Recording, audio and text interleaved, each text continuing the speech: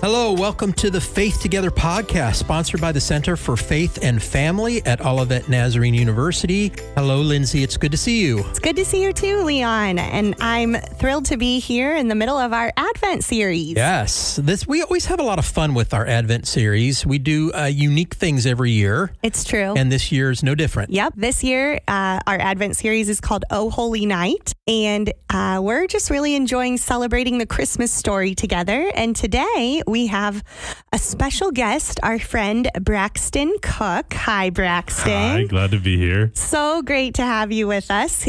Braxton serves as a resident director here on campus. So he and I get to serve in those roles. Yeah. Alongside the RD team. So that's how I know Braxton the most. Yeah, I've known Braxton for quite a while. In fact, you were my student, right? Yeah. I think just one class with you. Way back when. Yeah. And we served on staff together for a while at K1. Okay. And so I got to know Braxton pretty well. And I'm glad we were able to invite him to be part of this. That's fantastic. And Braxton, you currently also serve at College Church. Is that right? Yeah, I do outreach ministry there. So outreach pastor and then serve with the youth and different stuff like that. Awesome. So when we think about the next generation and passing on our faith, Braxton, you are one of those people I think about, and just so glad to have you with us today. And as we get started, we want to be in the festive mindset of Christmas. We know Christmas is a day, Advent is a season, and we're going to get to the season of Advent in a moment. But we can't forget the wonderful things about Christmas, right, Leon? Yes, and I'm laughing because I just know how much you love this season, and particularly Christmas, and you're one of the early decorators. I am. Yep, and I can only imagine what your apartment looks like.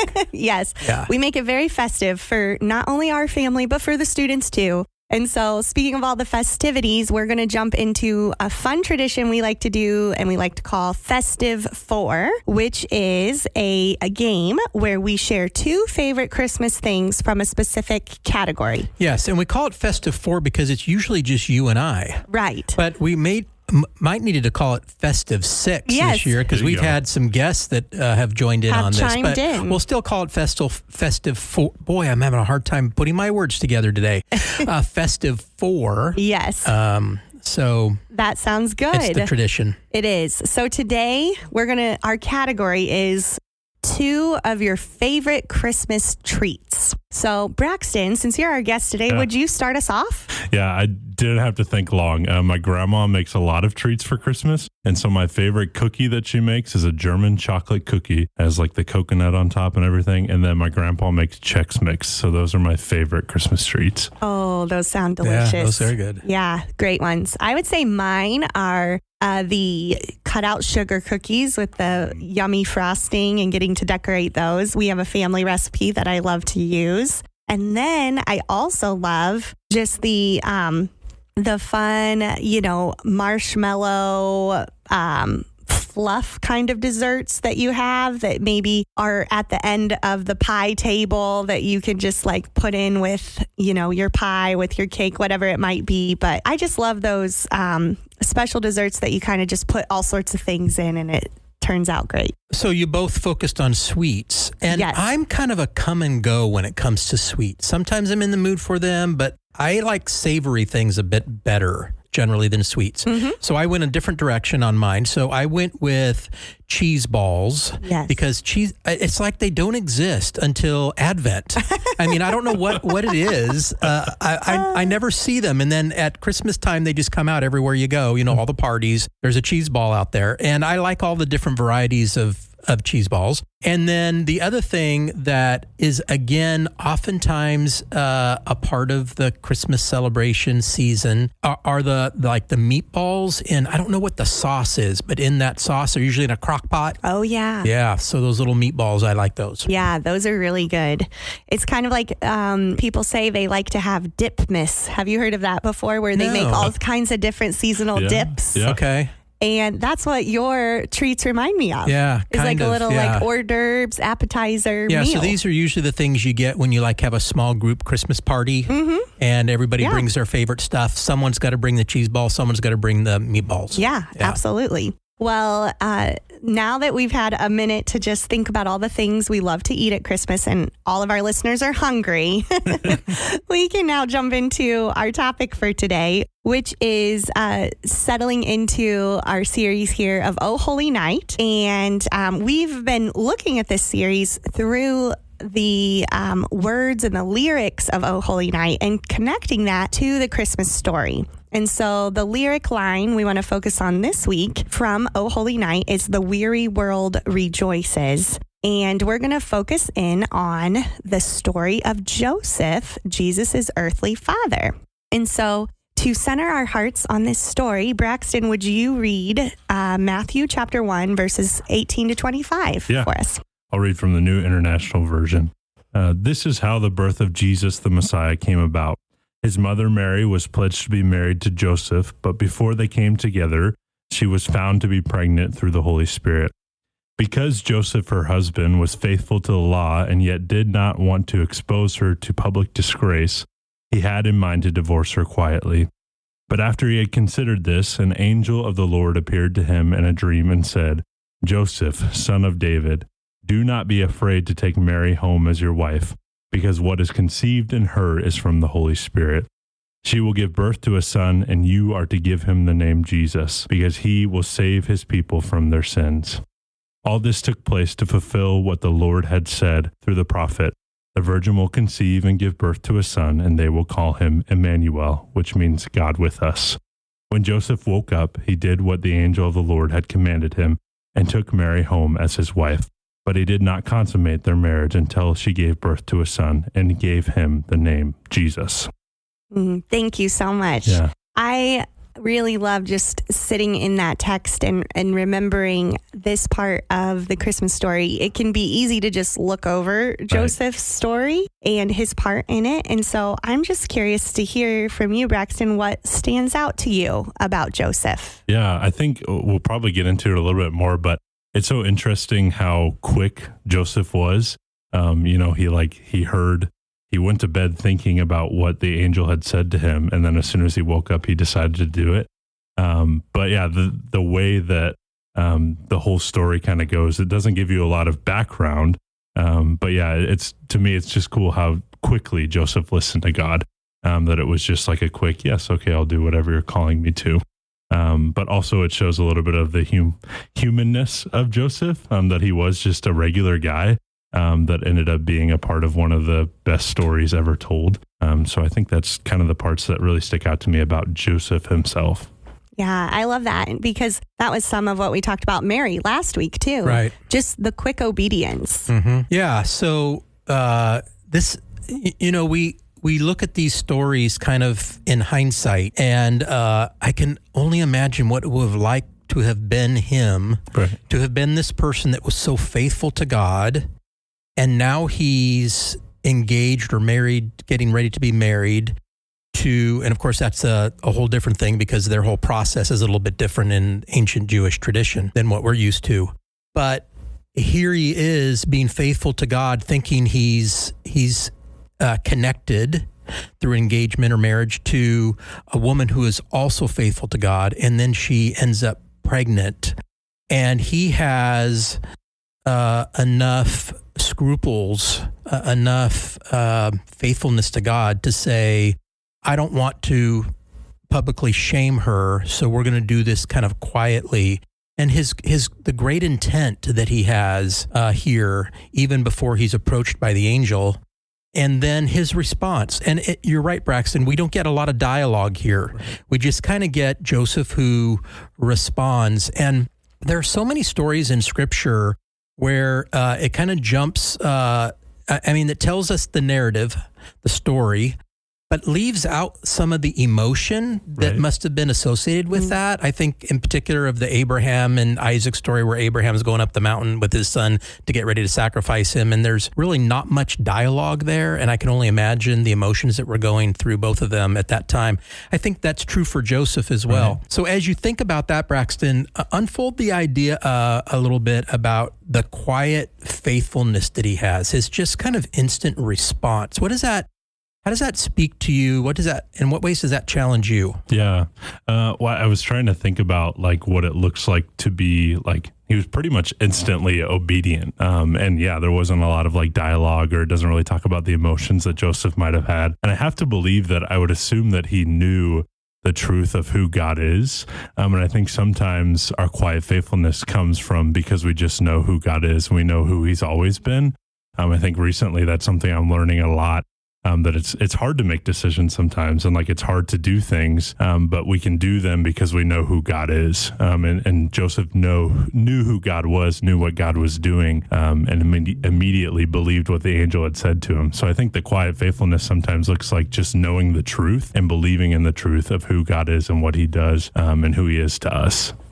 So true. And I think that there's moments in our lives that need to be marked and need to allow us to look back and remember the faithfulness of God to us, so that we can have that instant obedience for our future. Right. And so I think about, listeners, we've shared a little bit on the podcast about my husband and I's journey through our adoption these last few months, and just how we were able to, just a few days ago, just have a gathering with our close family and friends and just remember what God had done and celebrate that together and celebrate our daughter. And it was like this, it was exactly what you're saying, Braxton. It fueled my faith to say, you know what? Yeah, there are some obstacles ahead, and there are some things that are unknown for our family, but even things that don't even, not even connected in that way, but things you have to make decisions on. Right. And you're like, what am I going to do? But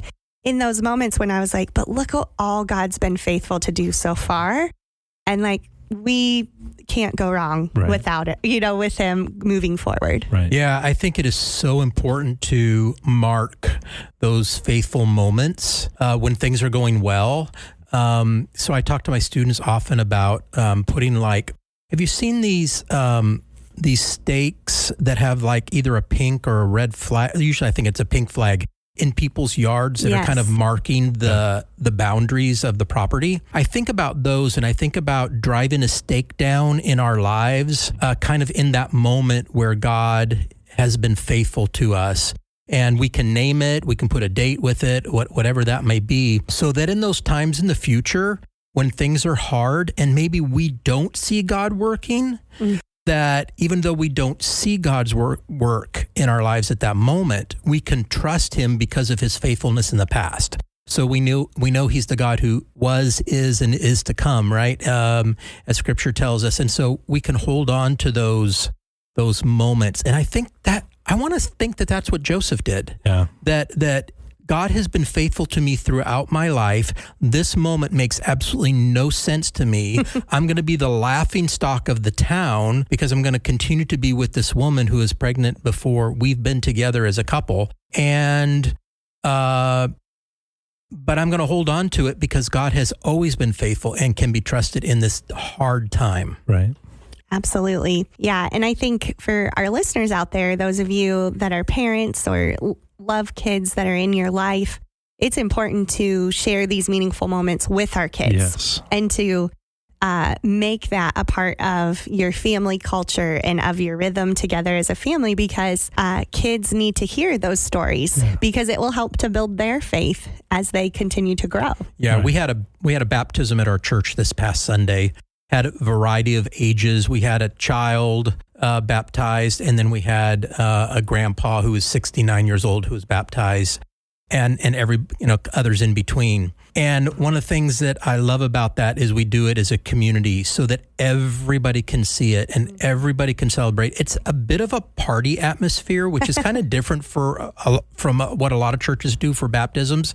But we've kind of taken this celebration kind of party approach to baptism. And I love that my kids, when I say my kids, I don't mean like my children, but my kids at church. Yeah. I love that they get to experience that and say, I want that for my life. Yeah. And then we get a chance to talk about, well, why do we get baptized? Is that because God's saving us in that moment? Well, yeah, but really it's about proclaiming what God's already done in our lives. And so that's one of those markers, for kids to say, okay, God did something in my past For many of them, their recent past.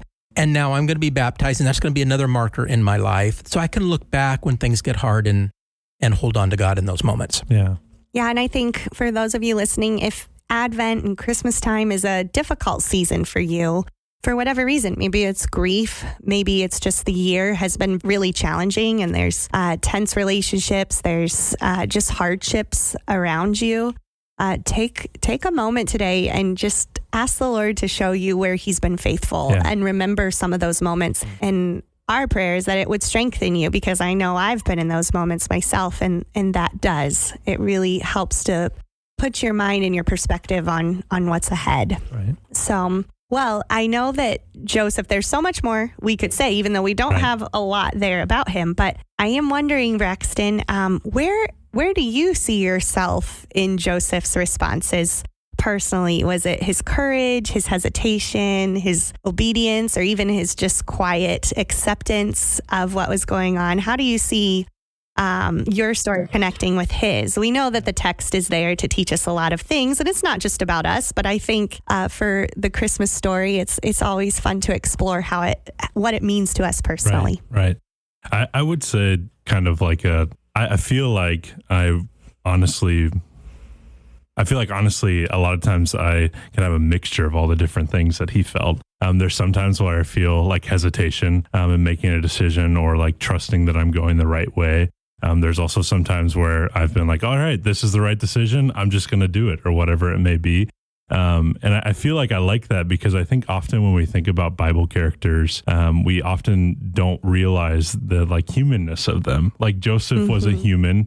He thought about this stuff. He probably had a hard time. And though like the scripture says he immediately woke up and made the decision, there probably was some thinking there that probably happened in his mind. And so I think that helps us as Christians, as followers of God, to know that it's okay to hesitate sometimes. One of my favorite Bible verses comes from John 13:7. Where Jesus is talking to Peter. It's right after he had washed their feet, and he gets to Peter, and Peter's like, no, wash my whole body. And Jesus turns to him and says, you don't understand now what I'm doing, but someday you will.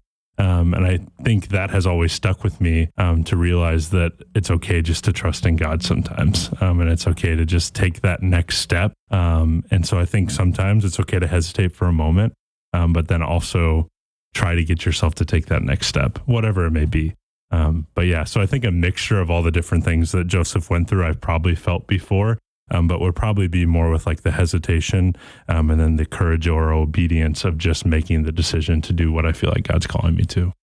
Yeah, I would agree. I think we can all relate to that.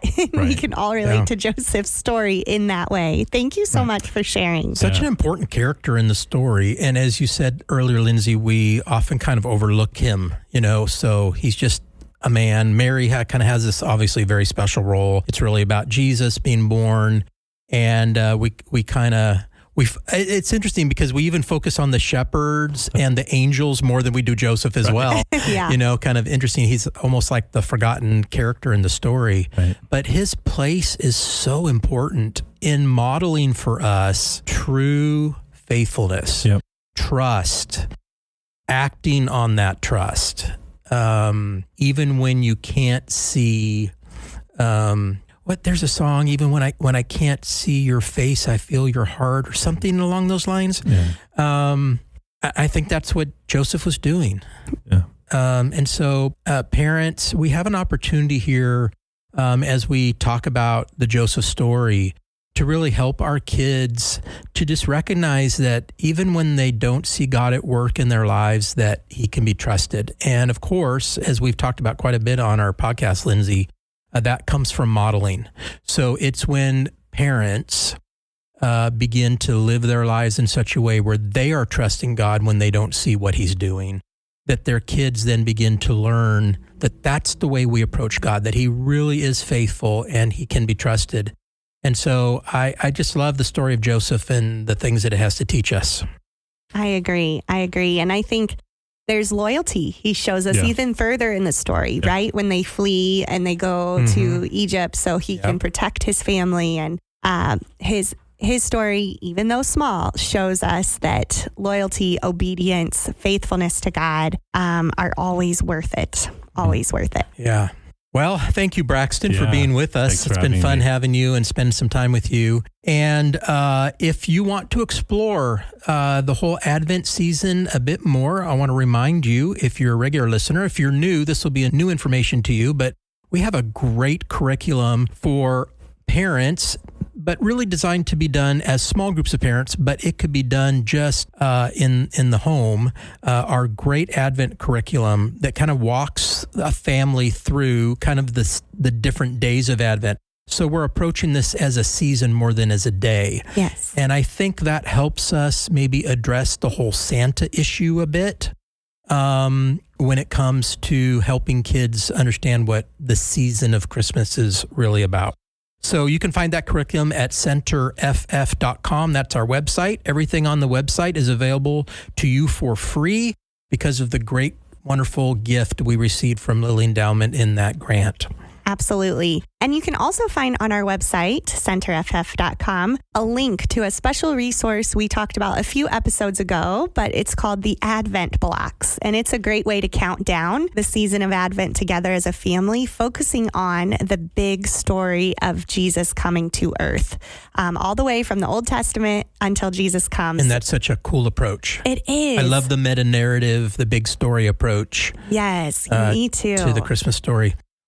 Well, we're going to wrap up with our tradition, Lindsey. Yes. So we have a tradition in our Advent series each year that Lindsey picks out a great Christmas story and reads it to us. And I believe you're picking stories from that curriculum that you just mentioned, those blocks, right? The Advent Blocks comes with a storybook that gives you a short story to read for each day of Advent. And so today I'm reading from the book for all of our series, but today specifically, I'll be reading the Midnight Message from God, the story of Joseph. So listen in with me.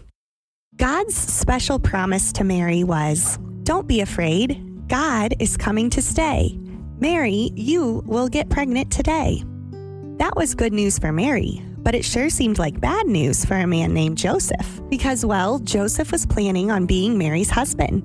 But when Mary got pregnant, Joseph thought, she must not want to be with me. So Joseph decided, well, maybe he shouldn't marry her. After all, she was having a baby. But you see, Joseph wasn't there when the angel talked to Mary.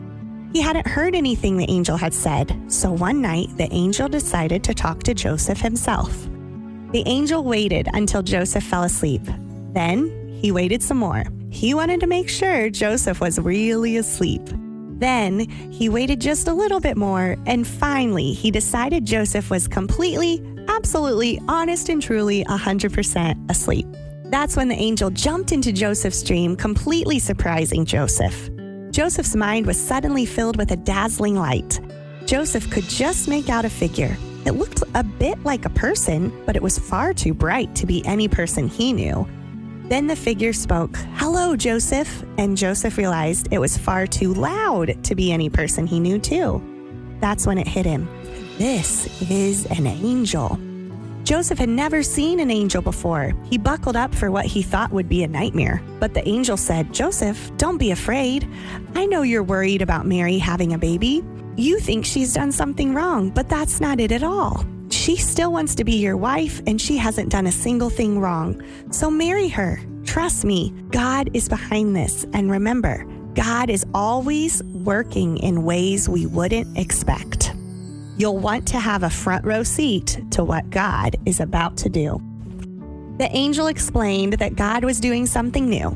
He wasn't just sending a baby. He was sending a baby king. He was sending Emmanuel, God with us. Just then, Joseph woke up. He looked around his room, rubbed the sleep from his eyes, and whispered to himself, "Emmanuel, just like the prophets said, God with us." Suddenly, his small, dark, lonely room felt different. Joseph felt like God himself was there with him. And in fact, God was with Joseph. Which is why, as Mary got closer and closer to having her baby, Joseph grew happier and happier. He knew that even when it was hard, even when he was confused, even when other people were confused, God was with him.